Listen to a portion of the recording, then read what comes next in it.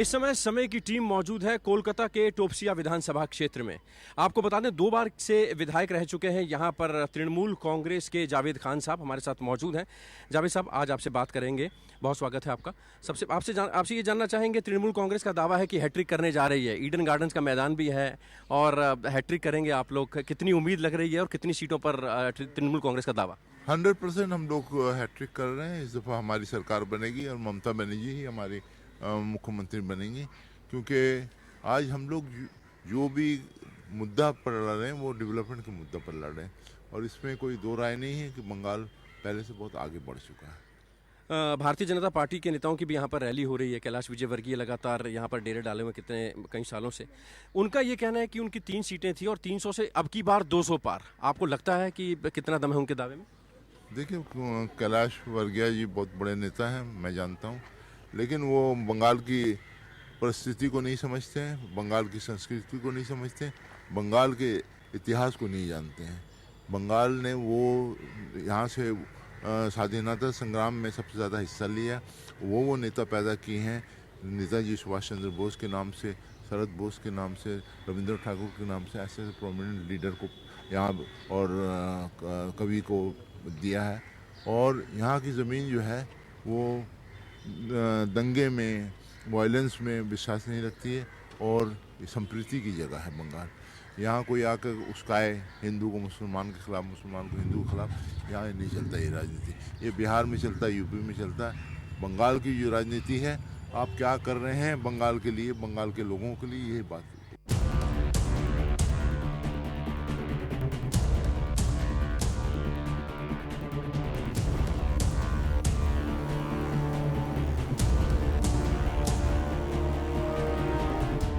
पश्चिम बंगाल की अगर बात करें तो यहाँ पर ये कहा जा रहा है कि जो तृणमूल सरकार जो है अब वो डूबता जहाज है। लोग उसको छोड़ छोड़ के जा रहे हैं। राज्यसभा सांसद चले गए, मेंबर ऑफ पार्लियामेंट चले गए, विधायक चले गए, कई नेता चले गए। भारतीय जनता पार्टी कह रही है, अमित शाह ने भी बोला था कि ममता दीदी चुनावों तक अकेली रह जाएंगी। ऐसा हो रहा है क्या? जो लोग जा रहे हैं उनको वो जानते हैं कि उनको टिकट नहीं मिलेगा, और जो जानते हैं हम जीत नहीं सकेंगे वो जा रहे हैं। जय श्री राम के नारे लग रहे हैं, हर हर महादेव के नारे लग रहे हैं, अल्लाह अकबर के नारे लग रहे हैं। स्थानीय जो 10 साल के जो काम है वो कहीं पीछे छूट जाएंगे हवाई नारों में, हवाई बातों में इस बार चुनाव होगा? नहीं, हम लोग डेवलपमेंट के उसमें यकीन रखते हैं। और दूसरी बात है, अल्लाह अकबर या जय श्री राम कोई भी नारा ख़राब नहीं है, सब नारा अच्छा है, लेकिन उसको पॉलिटिसाइजेशन करना ख़राब है। जो लोग करते हैं वो देश की भला के लिए नहीं करते हैं, वो सिर्फ राजनीति की खातिर करते हैं। उनके पास कुछ नहीं है देने के लिए कि हमने ये काम किया, ये काम डेवलपमेंट किया इंडिया के लिए या लोगों के लिए, उनके पास कुछ नहीं है, तो वो जय श्री राम के आड़ में छुप जाते हैं।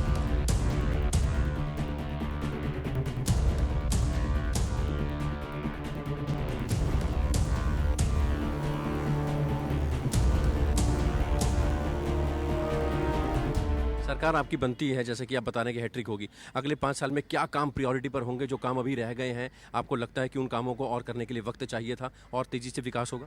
देखिए, काम तो हमेशा नया नया रहता ही है। कोई सोच सकता था कि यहाँ बंगाल में कन्याश्री होगा, कोई सोच सकता था बंगाल में आज ये साथियों का हेल्थ कार्ड होगा, आज कोई सोच सकता था कि बंगाल में आज रूपोश्री होगा। ऐसे ऐसे प्रोग्राम हो रहे हैं। रास्ता घाट जो है वो डेवलपमेंट हो गया, इंफ्रास्ट्रक्चर बन गया है। आज बंगाल में जो इन्वेस्टमेंट आ रहा है वो करोड़ों, लाखों करोड़ों की तादाद में रुपये के उसमें हिसाब में आ रहा है, तो बंगाल तो चमक उठेगा। आपकी अगर कॉन्स्टिट्यूंसी की बात करें तो यहाँ पर एक तरफा वोट डलते हैं, एक तरफा जीत होती है। इसका श्रेय किसको देते हैं आप, और कितना डेवलपमेंट आपकी कॉन्स्टिट्यूंसी में हुआ? देखिए, एक तरफा वोट नहीं होता है। वोट जो होता है 2 तरफा ही होता है, लेकिन अफसोस ये है कि अभी तक हमको पता नहीं है कि मेरे कौन प्रार्थी हैं, किससे हम लड़ेंगे। अभी तक वो क्या नाम है, जो बीजेपी वाले हैं, जो लेफ्ट फ्रंट वाले हैं, जो थर्ड फ्रंट वाले हैं, वो अभी तक प्रार्थी ठीक नहीं कर सकेंगे कि जावेद खान से कौन लड़ेगा या तृणमूल कांग्रेस से कौन लड़ेगा। तो आज उनके पास ऐसा प्रार्थी नहीं है जो फेस कर सके पब्लिक को। हम लोग डेवलपमेंट में यकीन रखते हैं और हम लोग ये जानते हैं कि आज काम करने से सब लोग मिलकर वोट देंगे, तो आज वही होता है।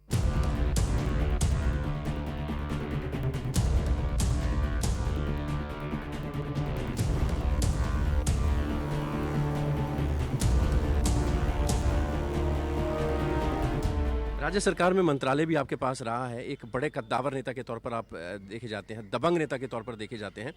समझना आपसे ये चाहेंगे, अगर नंदीग्राम की बात करें उस पर आपके एक्सपर्ट कमेंट्स क्या होंगे? नंदीग्राम में जिस तरीके से शुभेंदु सरकार कह रहे हैं कि मैं 1 लाख के अंतर से, 1 लाख के मार्जिन से ममता दीदी को हराऊंगा, नहीं तो राजनीति से संन्यास ले लूँगा। आपकी स्माइल कुछ कह रही है। मैं कहूँगा कि क्या नाम है, उनका जो दिन में जो ख्वाब देखते हैं ना, वो वास्तव में पूरा नहीं होता है। तो दिन में ख्वाब देखने वालों को हम लोग ज़्यादातर कहते हैं बेवकूफ़ आदमी, समझे ना, वो अपने पैराडाइज में रहते हैं।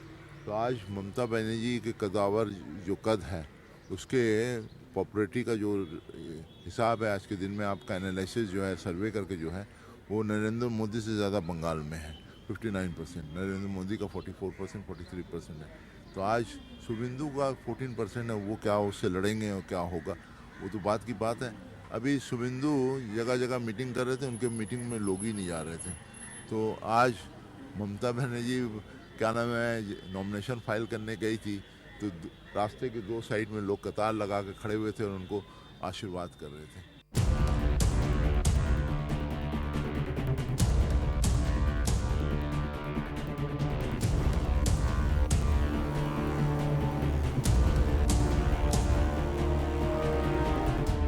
प्रधानमंत्री नरेंद्र मोदी की भी रैलियां हो रही हैं यहाँ पे, उसको किस तरीके से देखा जाता है? इनका दावा था कि 5 से 8 लाख लोग वहाँ पर रैली में शामिल हो रहे हैं। वो भीड़ रैली में तब्दील हो पाएगी, ये भी भारतीय जनता पार्टी का कहना है। उनका कहना है कि हमने अपने कैडर को बहुत मजबूत किया है, ग्राउंड लेवल पर हमने बहुत काम किया, परिवर्तन होगा, सोनार बांग्ला, इस तरीके के नारे। देखिए, ब्रिगेड जो हुआ था ना, नरेंद्र मोदी आए थे 17 तारीख को, उसमें हम लोगों ने देखा ब्रिगेड में 1 लाख भी आदमी नहीं थे। नरेंद्र मोदी की तरह जो प्राइम मिनिस्टर है, हमारा प्रधानमंत्री है, उसके ब्रिगेड में 1 लाख आदमी नहीं हो। कम से कम हम लोग कह सकते हैं कि आज हमारी ममता बनर्जी रास्ता में चलती हैं तो 1 लाख लोग उसके पीछे जाते हैं। आज आपने देखा है, वो चाहे सिलीगुड़ी हो, चाहे कलिम्पोंग हो, चाहे क्या नाम है बंगाल के किसी कोने में हो, अभी जो हम लोग ने क्या नाम है जो वुमेन्स डे मनाया है, उसमें ममता बनर्जी अब रास्ते में क्या नाम है चल रही थी मिशिल के, उसमें तकरीबन 3 लाख औरतें उनके साथ थी। तो आज नरेंद्र मोदी हैं हमारे प्राइम मिनिस्टर, उनको हम लोगों कहते हैं, लेकिन मैं ये कहूँगा कि बातों से ज़्यादा काम करना चाहिए नरेंद्र मोदी को। जुमलाबाजी से देश की भी भलाई नहीं होती, बंगाल की भी भलाई नहीं होती।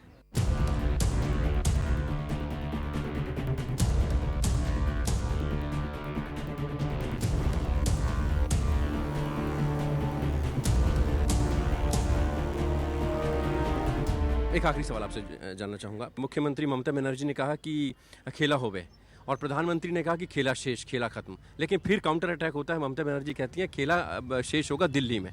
इसको थोड़ा सा समझा दीजिए आप। देखिए, आज सबसे बड़ी जो चीज़ है, आप देख रहे हैं कि आज चाहे शरद पवार हो, वो कह रहे हैं ममता बनर्जी को तुम ही लड़ो, हम लोग तुम्हारे साथ में हैं। अखिलेश यादव कह रहा है कि तुम लड़ो, हम लोग तुम्हारे साथ में हैं। आज तेजस्वी यादव यहाँ अपने पार्टी के उम्मीदवार को खड़े करने आए थे, वो ममता बनर्जी से मिले, कहे नहीं हमको उम्मीदवार नहीं देना, ममता लड़ेगी तो हम लड़ रहे हैं, तो आप लड़िए, हम साथ हैं। एक तरफ जहाँ 156 क्या नाम MP नेता मुख्यमंत्री आ रहे हैं बंगाल में प्रचार के लिए, वहाँ अकेला ममता बनर्जी उनका मुकाबला कर रही है। तो देश ये इस इंतज़ार में बैठा हुआ है कि अगले ये इलेक्शन में 2 तारीख को रिजल्ट निकलने के बाद बंगाल में हम लोग ममता बनर्जी रोकेंगी, हम लोग सब मिलकर रोकेंगे नरेंद्र मोदी को, और यहाँ से रुखसत करेंगे, और उसके बाद फिर दिल्ली पर हम लोग धावा बोलेंगे और सारा देश हमारे साथ रहेगा। चलिए, हमसे बातचीत करने के लिए बहुत बहुत शुक्रिया जावेद खान साहब, और आगामी विधानसभा चुनाव के लिए आपको बहुत बहुत शुभकामनाएं। तो ये थे तृणमूल कांग्रेस के कद्दावर नेता जावेद खान, जिनका कहना था कि यहाँ पर पश्चिम बंगाल में तृणमूल कांग्रेस जो वो हैट्रिक करने जा रही है, इसमें किसी तरह का कोई शक शुबा नहीं है, और क्लीन मेजॉरिटी के साथ यहाँ पर सरकार बनेगी, और डेवलपमेंट के आधार पर यहाँ पर जो वोटर हैं उनके दिलो दिमाग पर ममता बनर्जी छाई हुई हैं। 100 की जगह 130 रैलियां भी प्रधानमंत्री नरेंद्र मोदी की हो जाएं, लेकिन यहाँ पर किसी तरह का कोई फर्क पड़ने वाला नहीं है। तृणमूल कांग्रेस सरकार बनाएगी। इस समय अपने कैमरामैन मनु के साथ मैं भूपेश कोहली, कोलकाता से।